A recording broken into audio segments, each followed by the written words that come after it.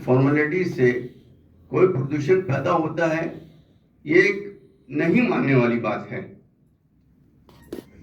Sound pollution जो आपकी vehicles पैदा कर रही है, जो आपके ऑटो पैदा कर रहे हैं, जो कारपोरेशन का कचरा उठाने वाली गाड़ी सुबेरे सुबेरे दरवाजे पे पहुंचकर गाना गाती है, उससे बीमार लोग जो सोते रहते हैं उनकी नींद खुल जाती है, जो बच्चे सोते हैं उनकी नींद खुल जाती है। इसको न देखकर जो जमीन के ऊपर प्रदूषण हो रहा है, इसको न देखकर आप हवा में उड़ रहे हैं। हवा में मत उड़िए और किसी भी कानून को बनाने के लिए इतनी जल्दीबाजी मत कीजिए। पहले बहुत सोचना समझना चाहिए, फिर उसके बाद कोई रेगुलेशन जारी करना चाहिए। और भोपाल से कोई भी रेगुलेशन जारी होता है तो उसके तुरंत बाद नगरीय निकाय की तरफ से रेगुलेशन जारी होता है।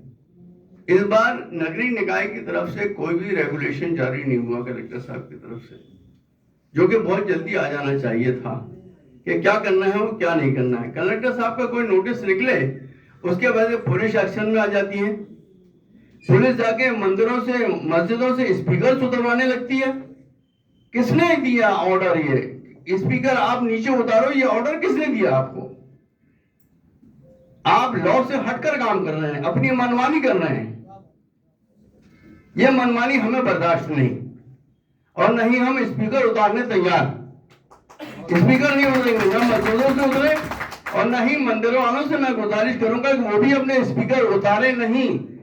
लगे हुए हैं, परंपरागत तौर पर लगे हुए हैं, उनको लगे रहने दें। रह गया जो नया कानून आया है डिसेबल डिसाइड करने का, डिसेबल कौन डिसाइड करेगा ये हमें बता दिया जाए।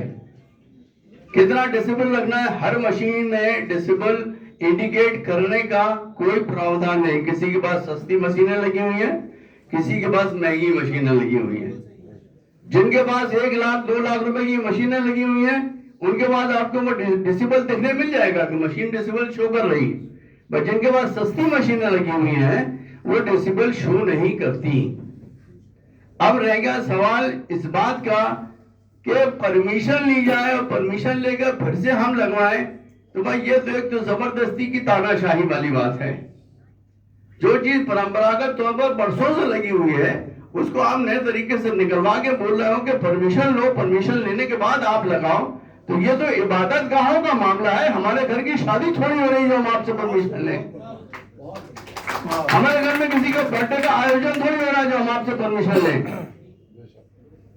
और डीजे बज रहा है, कोई लिमिट नहीं है डीजे बजने की। जो लोग हार्ट के पेशेंट्स हैं उनसे पूछिए आप कि उसकी जो डीजे की दमच होती है वो हार्ट तक पहुंचती है।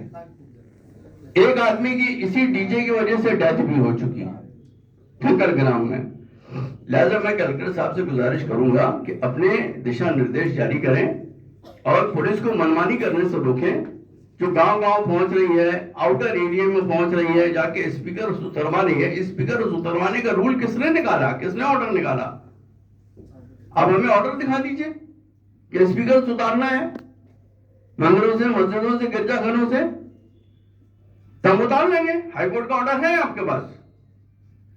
अगर ऑर्डर है तो हम बिल्कुल मानने के लिए तैयार, बिल्कुल हम स्पीकर उतार लेंगे।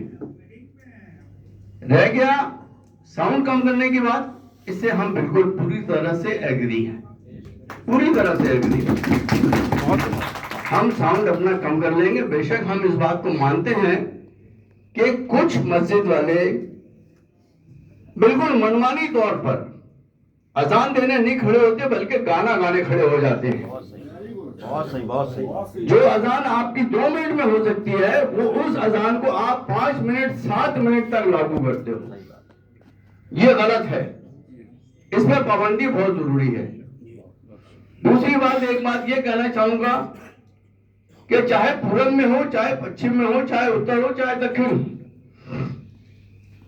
नमाज का समय सब जगह एक टाइम पर शुरू होता है। पूरब का अलग, पश्चिम का अलग, दक्षिण का अलग, उत्तर का नहीं, ऐसा नहीं है। 4:10 पर नमाज का टाइम शुरू होना है तो 4 बज के प्रदेश में नमाज पढ़ी जाएगी।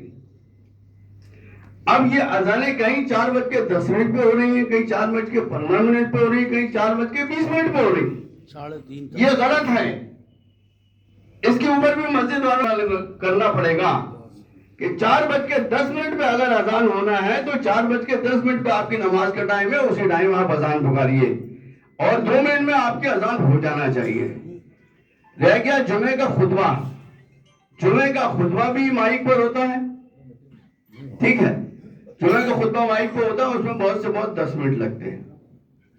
और फजर की नमाज को छोड़कर बाकी चारों नमाजों का जो समय है वो मार्केट समय में आता है। ये इस टाइम किसी के सोने का समय नहीं होता, सोने का समय सिर्फ सुबह का होता है।